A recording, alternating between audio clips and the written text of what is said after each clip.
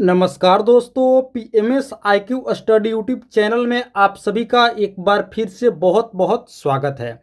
दोस्तों, आज की क्लास में भी हम लोग देखेंगे एसएससी सीजीएल 2026 के एग्जाम के लिए अति महत्वपूर्ण समान ज्ञान व सामान्य विज्ञान के प्रश्न।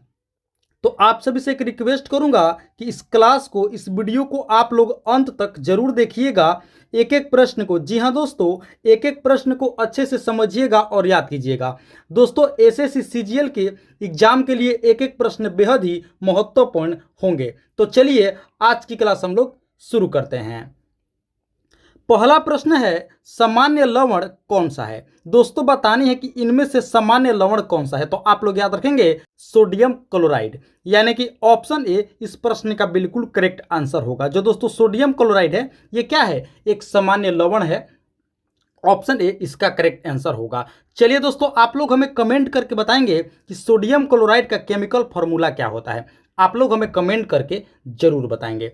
आइए अब आगे बढ़ते हैं। अगला है, एक सामान्य मनुष्य का श्वसन दर कितना होता है। दोस्तों, बतानी है कि एक सामान्य मनुष्य का श्वसन दर, तो आप लोग याद रखेंगे 14 से 18 बार प्रति मिनट, यानी कि ऑप्शन सी इस प्रश्न का बिल्कुल करेक्ट आंसर होगा। एक नॉर्मल मनुष्य का श्वसन दर कितना होगा, तो 1 मिनट में दोस्तों 14 से 18 बार, यानी कि ऑप्शन सी इस प्रश्न का बिल्कुल करेक्ट आंसर होगा। आइए अब आगे बढ़ते हैं। अगला है दोस्तों, एक जेट इंजन किस सिद्धांत पर कार्य करता है। बतानी है कि एक जेट इंजन जो है ये किस सिद्धांत पर कार्य करता है। तो आप लोग याद रखेंगे इसका सही उत्तर होगा रैखिक संवेग के संरक्षण के सिद्धांत पर, यानी कि ऑप्शन डी इस प्रश्न का बिल्कुल करेक्ट आंसर होगा। एक जेट इंजन रैखिक संवेग के संरक्षण के सिद्धांत पर कार्य करता है। चलिए आगे बढ़ते हैं। अगला है दोस्तों, गति का दूसरा समीकरण और समय के बीच संबंध देता है। दोस्तों, बतानी है कि गति का जो दूसरा समीकरण है किसके और समय के बीच संबंध देता है। तो आप लोग याद रखेंगे स्थिति और समय के बीच, यानी कि ऑप्शन डी इसका करेक्ट आंसर होगा। आप लोग याद रखेंगे गति का जो दूसरा समीकरण है दोस्तों, ये स्थिति और समय के बीच संबंध को दर्शाता है। ऑप्शन डी इसका करेक्ट आंसर होगा, राइट आंसर होगा। आप लोग याद रखेंगे। चलिए अब आगे बढ़ते हैं। अगला है, निम्नलिखित में से कौन सा बल हमारे सौरमंडल की रचना को बनाए रखता है। दोस्तों, बतानी है कि इनमें से कौन सा बल है जो हमारे सौरमंडल की रचना को बनाए रखने में क्या करता है, मदद करता है, बनाए रखता है। तो आप लोग याद रखेंगे गुरुत्वाकर्षण, यानी कि ऑप्शन ए इस प्रश्न का बिल्कुल करेक्ट आंसर होगा। आप लोग याद रखेंगे जो दोस्तों गुरुत्वाकर्षण बल है ये हमारे सौरमंडल की रचना को बनाए रखने में क्या करता है, मदद करता है, बनाए रखता है, गुरुत्वाकर्षण बल। चलिए अब आगे बढ़ते हैं। अगला प्रश्न है दोस्तों, लट्टू का घूमना निम्नलिखित में से किसका एक उदाहरण है। दोस्तों, बतानी है कि लट्टू जो घूमता है ये किसका एग्जाम्पल है, किसका उदाहरण है लट्टू का घूमना। तो आप लोग याद रखेंगे केंद्राभिमुख बल का उदाहरण है, यानी कि ऑप्शन बी इस प्रश्न का बिल्कुल करेक्ट आंसर होगा। लट्टू का घूमना केंद्राभिमुख बल का एक उदाहरण है। ऑप्शन बी इसका करेक्ट आंसर होगा, राइट आंसर होगा। चलिए अब आगे बढ़ते हैं।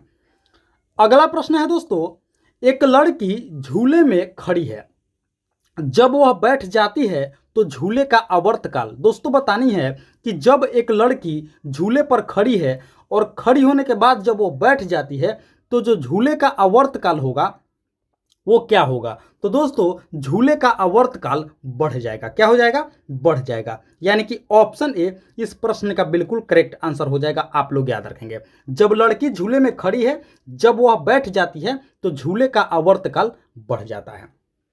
आप लोग इसे अच्छे से याद रखेंगे। आइए अब आगे बढ़ते हैं। अगला प्रश्न है, किस तापमान पर पानी का घनत्व अधिकतम होता है। दोस्तों, बतानी है कि किस तापमान पर पानी का जो घनत्व है वो सर्वाधिक होता है, अधिकतम होता है। तो आप लोग याद रखेंगे 4 डिग्री सेल्सियस, यानी कि ऑप्शन डी 4 डिग्री सेल्सियस पर दोस्तों जो पानी का घनत्व है ये अधिकतम होगा। क्या होगा, मैक्सिमम होगा। ऑप्शन डी इस प्रश्न का बिल्कुल करेक्ट आंसर हो जाएगा। आइए अब आगे बढ़ते हैं। अगला है दोस्तों, जल का हिमांक बिंदु कितना होता है। जल का हिमांक बिंदु, तो आप लोग याद रखेंगे 32 डिग्री फ़ारेनहाइट, यानी कि इसका भी ऑप्शन डी दोस्तों करेक्ट आंसर हो जाएगा। जल का हिमांक बिंदु कितना होता है, तो आप लोग याद रखेंगे 32 डिग्री फ़ारेनहाइट। चलिए आगे बढ़ते हैं। अगला प्रश्न है, निम्नलिखित में से कौन सा एक तापमान का मात्रक नहीं है। दोस्तों बतानी है कि इनमें से कौन सा तापमान का मात्रक नहीं है, तो आप लोग याद रखेंगे पास्कल, यानी कि ऑप्शन बी इस प्रश्न का बिल्कुल करेक्ट आंसर होगा। आप लोग याद रखेंगे दोस्तों, जो पास्कल है ये तापमान का मात्रक नहीं है। किसका मात्रक है, तो दोस्तों ये दाब का मात्रक है। आप लोग इसे अच्छे से याद रखेंगे। जो पास्कल है ये किसका यूनिट है, दाब का यूनिट है। बाकी फ़ारेनहाइट, सेल्सियस और केल्विन ये तीनों यूनिट तापमान का है, लेकिन जो पास्कल है दोस्तों ये दाब का मात्रक होता है। तो ऑप्शन बी इसका करेक्ट आंसर होगा, राइट आंसर होगा। चलिए अब आगे बढ़ते हैं। अगला प्रश्न है, धातु ऊष्मा की सुचालक होती है क्योंकि। अब दोस्तों बतानी है कि जो धातु है ये ऊष्मा की सुचालक होती है क्यों, क्या कारण है, तो आप लोग याद रखेंगे दोस्तों इनमें मुक्त इलेक्ट्रॉन अधिक संख्या में होते हैं, यही कारण है। बिल्कुल ऑप्शन ए इसका करेक्ट आंसर होगा। जो धातु है ये ऊष्मा की सुचालक होती है, हीट की सुचालक होती है। क्यों, क्योंकि दोस्तों जो इसमें इलेक्ट्रॉन होते हैं, मुक्त इलेक्ट्रॉन वो सर्वाधिक संख्या में होते हैं धातु में, इसीलिए ऊष्मा की सुचालक होती, धातु जो है ऊष्मा की सुचालक होती है। ऑप्शन ए इसका करेक्ट आंसर होगा, राइट आंसर होगा। आप लोग याद रखेंगे। चलिए आगे बढ़ते हैं। अगला प्रश्न है, इनमें से किस प्रकार का जल ऊष्मा का सबसे अच्छा सुचालक हो सकता है। दोस्तों बतानी है कि इनमें से किस प्रकार का जो जल है ये ऊष्मा का सबसे अच्छा क्या हो सकता है, सुचालक हो सकता है। तो आप लोग याद रखेंगे इसका सही उत्तर होगा दोस्तों समुद्र का जल, यानी कि ऑप्शन सी। जी हाँ दोस्तों, जो समुद्र का जल है ये ऊष्मा का सबसे अच्छा सुचालक हो सकता है। ऑप्शन सी इसका करेक्ट आंसर होगा, राइट आंसर होगा। चलिए अब आगे बढ़ते हैं।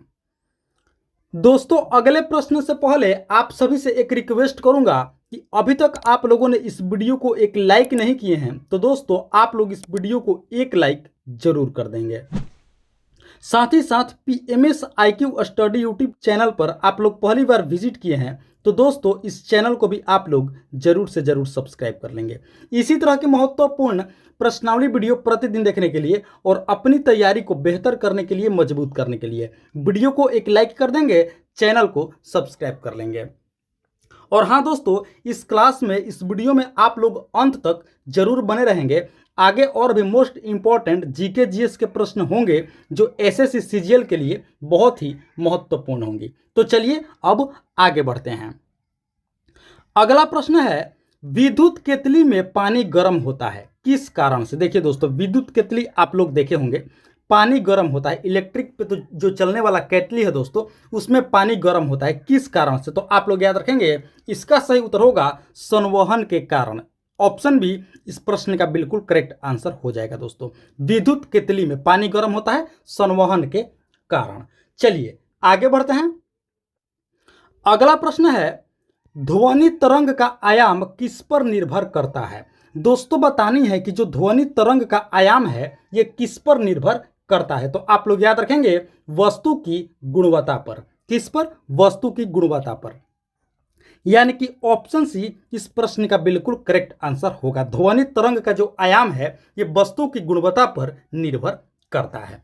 चलिए अब आगे बढ़ते हैं। अगला प्रश्न है दोस्तों, किसी एकल आवृत्ति की आवाज को क्या कहा जाता है। दोस्तों बतानी है कि किसी एकल आवृत्ति की आवाज को क्या कहा जाता है, तो आप लोग याद रखेंगे टोन कहा जाता है दोस्तों। क्या कहा जाता है, टोन, यानी कि ऑप्शन सी इस प्रश्न का बिल्कुल करेक्ट आंसर होगा। किसी एकल आवृत्ति की आवाज को टोन कहा जाता है। चलिए अब आगे बढ़ते हैं।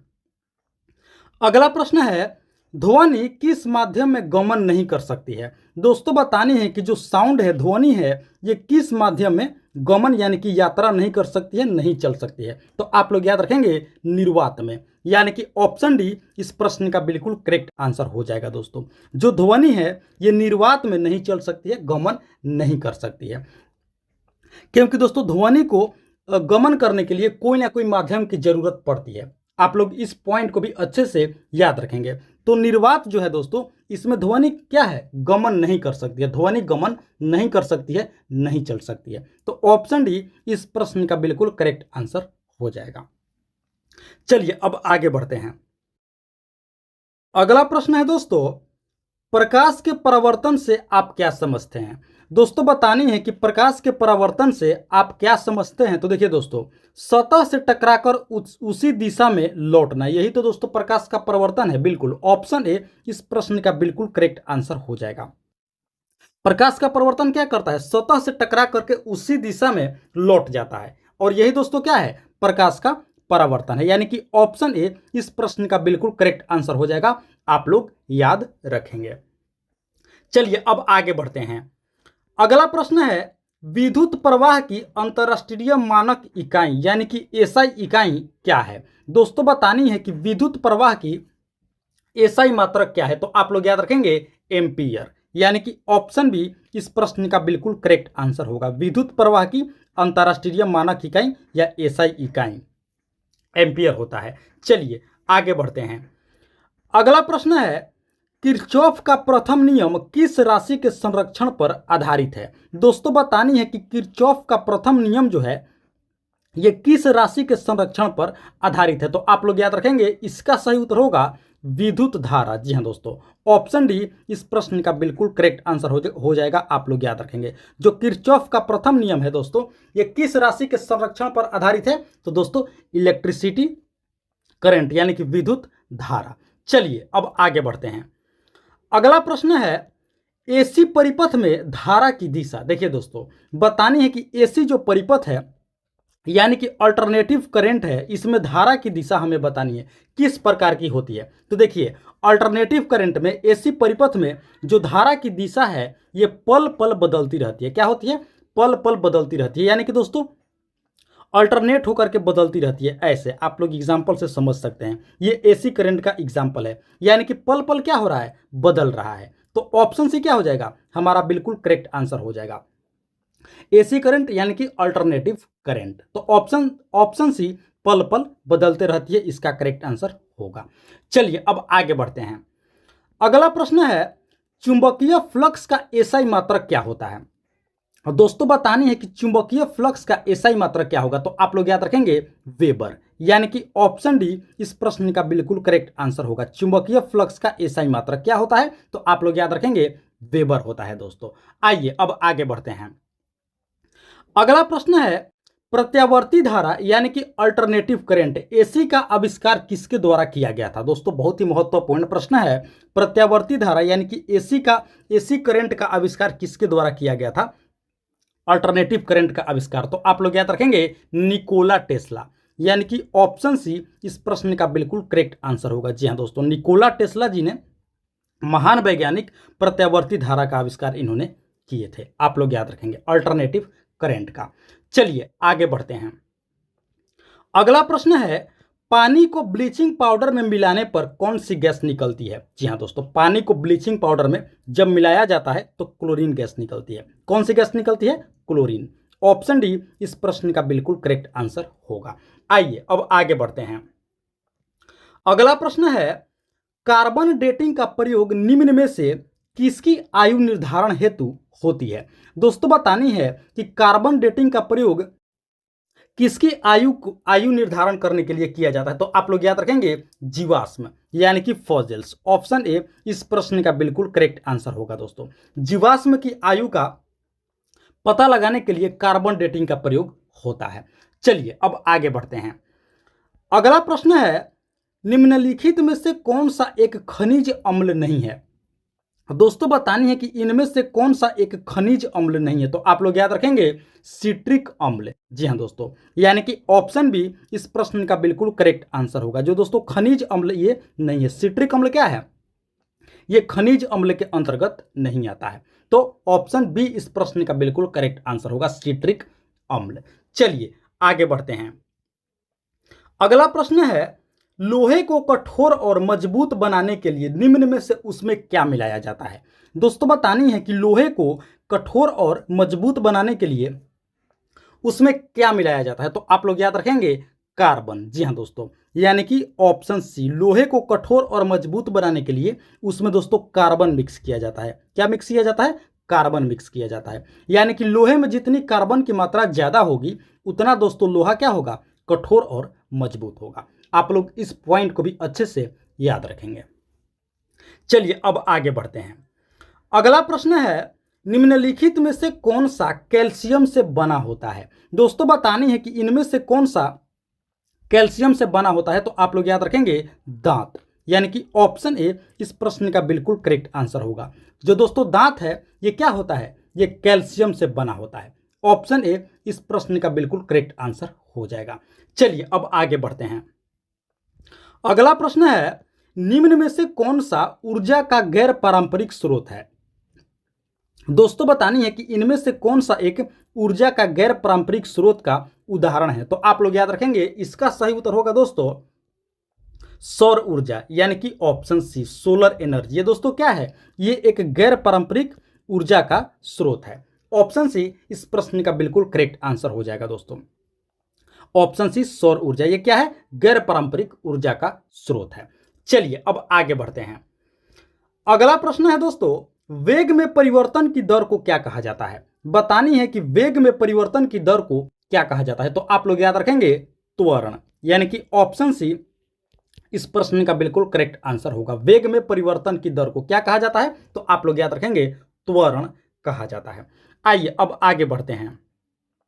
अगला है, निम्नलिखित में से कौन सा प्रकृति में कभी अकेले नहीं होता है? दोस्तों बतानी है कि इनमें से कौन सा प्रकृति में क्या है? कभी अकेले नहीं होता है। तो आप लोग याद रखेंगे बल, यानी कि फोर्स। ऑप्शन बी इस प्रश्न का बिल्कुल करेक्ट आंसर होगा दोस्तों। बल क्या है? ये प्रकृति में कभी अकेले नहीं होता है। तो ऑप्शन बी इसका करेक्ट आंसर होगा, राइट आंसर होगा। आइए अब आगे बढ़ते हैं। अगला प्रश्न है, निम्नलिखित में से कौन सा एक सामान्य अस्थायी ऊतक नहीं है? दोस्तों बहुत ही महत्वपूर्ण प्रश्न है। बतानी है कि इनमें से कौन सा एक सामान्य अस्थायी ऊतक नहीं है। तो आप लोग याद रखेंगे इसका सही उत्तर होगा ऑप्शन डी जाइलम, यानी कि इसका करेक्ट आंसर क्या हो जाएगा? Option D. जाइलम क्या है दोस्तों? ये एक सामान्य अस्थायी ऊतक नहीं है। जाइलम आप लोग इसे अच्छे से याद रखेंगे। जाइलम क्या है? ये दोस्तों सामान्य अस्थायी ऊतक नहीं है। ये पादप ऊतक है। हालांकि ये चारों क्या है? पादप ऊतक है, यानी कि पौधों में पाया जाने वाला ऊतक है। और इनमें जो जाइलम है दोस्तों ये सामान्य अस्थायी ऊतक नहीं है। ऑप्शन डी इस प्रश्न का बिल्कुल करेक्ट आंसर हो जाएगा। आप लोग याद रखेंगे। तो दोस्तों ये थी हमारी आज की एसएससी सीजीएल 2026 की परीक्षा के लिए अति महत्वपूर्ण समान ज्ञान व सामान्य विज्ञान के प्रश्नावली वीडियो। आशा करते हैं इस वीडियो को आप लोग अंत तक जरूर देखे होंगे। एक एक प्रश्न को, जी हाँ दोस्तों, एक एक प्रश्न को आप लोग अच्छे से समझे होंगे और याद भी कर लिए होंगे। तो आप सभी से एक बार फिर से रिक्वेस्ट करूंगा कि वीडियो को आप लोग अभी तक एक लाइक नहीं किए हैं तो दोस्तों आप लोग इस वीडियो को एक लाइक जरूर कर देंगे। साथ ही साथ PMS IQ study YouTube channel पर आप लोग पहली बार विजिट किए हैं तो दोस्तों इस चैनल को भी आप लोग जरूर से जरूर सब्सक्राइब कर लेंगे। इसी तरह की महत्वपूर्ण प्रश्नावली वीडियो प्रतिदिन देखने के लिए और अपनी तैयारी को बेहतर और मजबूत करने के लिए वीडियो को लाइक करके चैनल को सब्सक्राइब कर लेंगे। तो फिलहाल इस वीडियो क्लास में इतना ही। मिलते हैं एक और मोस्ट इंपॉर्टेंट वीडियो लेकर के। तब तक के लिए आप सभी का बहुत बहुत धन्यवाद। जय हिंद दोस्तों।